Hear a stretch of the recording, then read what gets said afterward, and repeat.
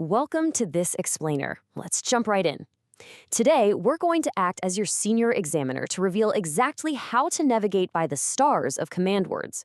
We are charting your course to top marks and absolute mastery of one of the most notoriously tricky topics across Cambridge syllabuses like 9618, 0417, 0478, 0983, 0984, and 2210. I'm talking about third normal form, or 3NF.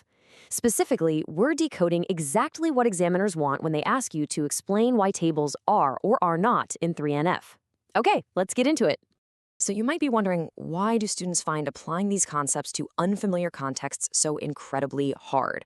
Well, the biggest challenge you face when explaining why tables are or aren't in 3NF actually isn't memorizing the definition. I mean, most of you already know that 3NF means no transitive dependencies, right?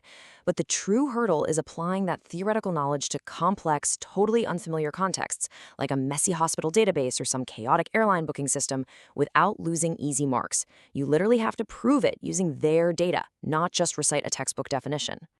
Here is our roadmap for today. We'll cover 1. The 3NF exam challenge, 2.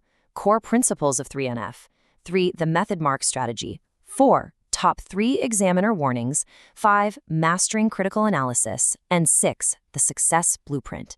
Let's move right along. Section 1. The 3NF exam challenge. Let's kick things off by looking at a real past paper scenario, very similar to what you'd see in a 9713 or 9618 paper. Imagine a database normalization question featuring a massive, unnormalized table of customer orders, product details, and supplier addresses, just all mixed together. We're going to look at two typical students, Alex and Sam, who are tackling this exact challenge. This brilliantly illustrates where things go wrong. On the left, we have Alex. Now, Alex overloads the answer with raw computer science facts. He writes paragraphs about first normal form, atomic values, second normal form, partial dependencies, and then finally mentions 3NF. It's a massive wall of text, but there is zero analysis of the specific table provided in the exam. Then on the right, we have Sam. Sam rushes, spots the word 3NF, and just writes it's not in 3NF because a non-key attribute depends on another non-key attribute. Sam completely misses the command word requirements. The question said, explain using the data provided. Because of this, both of their flawed answers are going to be absolutely covered in red examiner marks. Alex wasted 10 minutes writing a textbook, and Sam wasted a golden opportunity by being too vague. Section 2, Core Principles of 3NF. So, how do we fix this? To turn those red marks into green check marks, we really must understand the theoretical foundations and academic benchmarks required by the Cambridge syllabus. We have to think exactly like the person grading your paper. The framework for 3NF demands logical, structured reasoning and precise definitions. Proving analytical depth is far more important than superficial breadth. Look, examiners do not want a superficial summary of every database concept you've ever learned. They want a deep, laser-focused analysis of the specific transitive dependency existing within the exam paper's table. If supplier underscore phone depends on supplier underscore name, and supplier underscore name depends on the primary key order underscore ID, you must state exactly that. That logical chain is what actually gets you the marks. This crucial point comes directly from the principal examiner reports. They state, candidates referencing cross-topic connections achieve significantly higher marks. What does this mean for us? It means integrating your 3NF knowledge with other syllabus areas. When you explain normalization, can you connect it to data redundancy, data integrity, and update anomalies? Demonstrating this kind of holistic, evidence-based reasoning is literally the ultimate key to top-tier marks.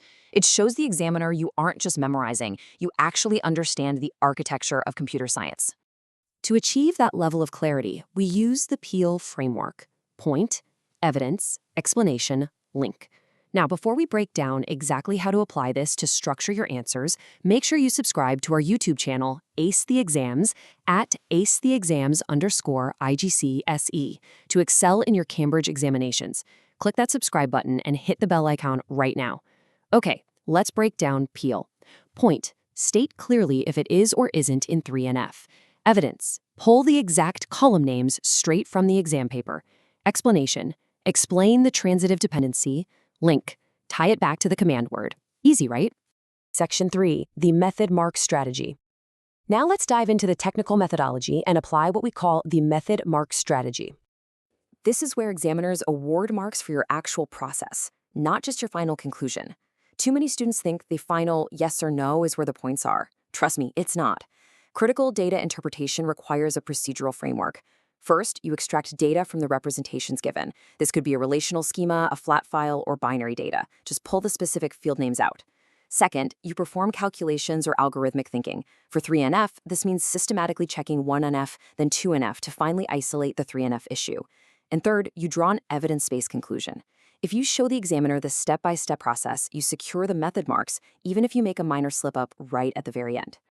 Let's see this in action. Watch how the red marks transform to green check marks as we rewrite the answers live, applying the Peel framework to ensure the specific context of the question is met. In column 1, we have Sam's old answer. Not in 3NF. Non-key depends on non-key. 0 marks for context. Now, let's build the Peel enhanced answer in column 2. Point. The orders table is not in 3NF. Evidence. The field's supplier_city is dependent on supplier_name rather than the primary key order ID. Explanation. This is a transitive dependency, as a non-key attribute is determining another non-key attribute. Link. Therefore, to achieve 3NF, the supplier details must be removed to a new suppliers table. Boom. Full marks. Clear, structured, and entirely contextualized. I want you to actively practice this right now. Stop scrolling, take 60 seconds to mentally rewrite your last flawed database answer using this exact blueprint. And while you do that, subscribe to our YouTube channel, Ace the Exams, at acetheexams_IGCSE to excel in your Cambridge examinations. We've helped thousands of students improve by 2 to 3 grade boundaries. Join them right now by subscribing to at acetheexams_IGCSE and turn on all notifications so you never miss our weekly exam strategy sessions. Section 4, Top 3 Examiner Warnings. Entering our interactive workshop phase, we are now going to use a visual story method to encode the exact pitfalls identified in the Cambridge Principal Examiner reports. These are the traps that catch out even the most prepared A-level and IGCSE students year after year. Number 1, using the wrong formula or algorithmic logic for the context, like trying to apply a 3NF rule when the table isn't even in 1F yet. Number 2, forgetting to check boundary conditions or edge cases, like composite primary keys. If you have a composite key, you absolutely must check for partial dependencies first. Number 3, lack of specific context, giving generic textbook answers that ignore the specific scenario of the exam. Examiners hate this. They want to know you can solve their problem, not just recite a definition from memory. Let's put your observation skills to the test. You have 60 seconds on the clock for our data scan challenge. When you look at a complex computer science chart or a massive database table in the exam, you need to extract the core trend or the primary key dependencies immediately. Practice scanning columns quickly, look for repeating data. If you see London written next to supplier A 5 times, you've just spotted your transitive dependency and your data redundancy. That's your target for 3NF normalization. Next up is the Find the Flaw challenge. Identify why the weak paragraph loses marks compared to the strong paragraph. The weak paragraph just states a difference. Table 1 has repeating data. Table 2 is in 3NF. Now, the strong paragraph uses comparative connectives to support evidence. Table 1 suffers from update anomalies, whereas Table 2 mitigates this risk because it is in 3NF, meaning all transitive dependencies have been removed. Words like whereas, because, therefore, and in contrast are your best friends here. They force you to explain the relationship, which is exactly what the explain command word demands. Now it's time for speed writing. In the exam, time is your most precious resource. You have exactly 30 seconds to write one perfect Peel paragraph explaining why a specific table is not in 3NF. Get your point down, grab the evidence from the schema, explain the transitive dependency, and link it back. Training yourself to do this under a strict time limit is exactly what separates the A-star students from the rest of the pack. Section 5. Mastering Critical Analysis. Let's see how this builds into the highest level of examination skills. We need to evaluate exactly what examiners look for when they ask you to critically analyze algorithm quality and comparative data. Comparative analysis requires you to explicitly identify similarities and differences, but it goes deeper. When you evaluate algorithm quality, like the algorithm querying your newly normalized database, it demands a breakdown of time complexity and space complexity. A normalized database might save space because of reduced redundancy, sure, but it might require complex join operations to query the data, which could slightly impact time complexity. Discussing these trade-offs and assessing edge cases is exactly how you prove absolute mastery of the syllabus. Section 6, the Success Blueprint. We've covered a lot of ground today. Let's recap the ultimate computer science answering system. This is your definitive strategy that guarantees those top marks. Rule 1. Command word decoding. Never treat state, describe, explain, and evaluate as the same word.